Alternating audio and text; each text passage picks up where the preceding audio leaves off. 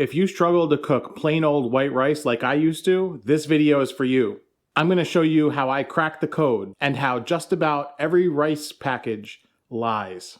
I used to get so frustrated. I could not cook a pot of rice for the life of me, and I used to follow the instructions and just go out of my way to actually get this rice cooked to be something like what you would get at a restaurant or even like a Chinese takeout. And the problem comes down to the physics of cooking rice. You have a boiling system, you have evaporation, you have rice that you may or may not have rinsed. So I'm gonna debunk all of the stuff here today, and I'll show you the steps that actually matter. So I'm gonna walk you through my process for cooking 1 cup of rice. It's gonna yield about 2 cups of cooked rice. So the first step is, do you rinse or do you not rinse the rice? I have had the best luck rinsing the rice. Aside from a pot to cook the rice in, the only other piece of hardware you need is a mesh strainer. One of these mesh strainers will run you about $20, $30, and let me tell you, it is just about critical in cooking the rice. After you add the rice to the strainer, what you'll want to do is rinse it out with cold water. For the first 20 or 30 seconds, you'll want to actually move it around with your fingers, but then after, you can run water over it. Run water for about 20, 30 seconds. Should take you about a minute to rinse off the rice. You basically rinse it until the water runs clear. Rinsing the rice, I think, is one of the first areas where the packages go wrong. Some don't actually tell you to rinse the rice. And I think that's actually a critical step because there's some grit that's gonna make it sticky in the end. This rice is gonna come out kind of nice and fluffy, and each grain is gonna be individual rather than like a sticky kind of mass of rice. So if that's the rice that you're looking for, definitely rinse out your rice.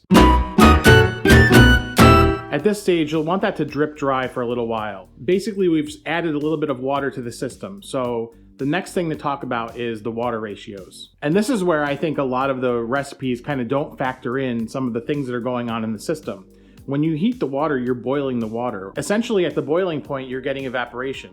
So since you have to cook this rice for a good 20, 30 minutes, that evaporation, you're gonna lose water to the system.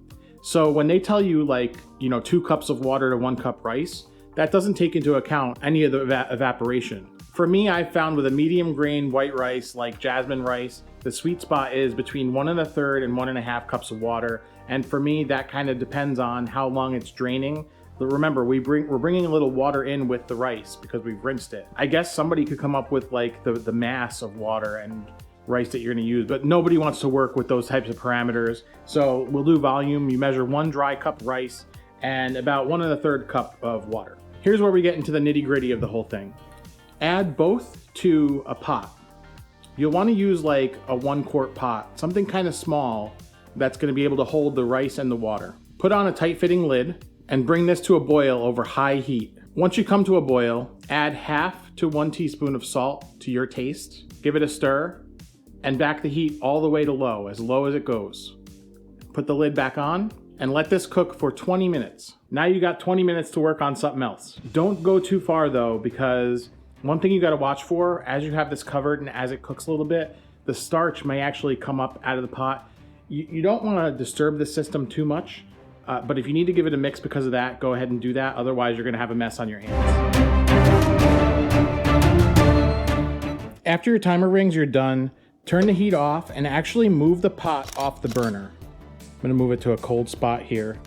This step is also crucial. This step and the next step are critical to actually having really fluffy rice. This needs to sit for 10 to 15 minutes before serving. Trust me, it's worth the wait. The reason letting it sit is critical is because this whole system has some liquid in it. It has your rice, which has absorbed liquid, and at different levels, there's different temperatures and different amounts of water. This just allows everything to kind of just soak up and get to the same level and just be perfect. Pull off your lid. It's hot, so be careful. You see the steam coming up out of here. Now take a fork. You don't want to dig in there and start ramming it around. We just made delicate, delicious rice. So what you want to do is fluff it, but try to do it like 1 layer at a time. And what you're doing is you're detaching the rice from each other. Just rake it up, and you could bring it to one spot and then just switch directions. If you have a fork with longer twines, whatever they're called, use that. You basically want to do this until all the rice is separated from each other.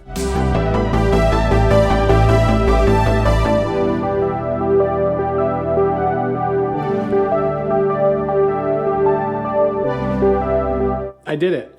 All of those steps that we took to make this rice just kind of compound into making kind of the nice fluffiest rice. Notice we only did white rice here today. Brown rice is a whole different animal. We'll have to tackle that one later. I hope if there's anything you took away today, it's that if you follow a couple of simple steps, you're gonna get the most perfect white rice every time. Leave a comment down below if there's any other food items that you struggle with, especially kitchen basics. I love these types of videos. You know what goes good with rice?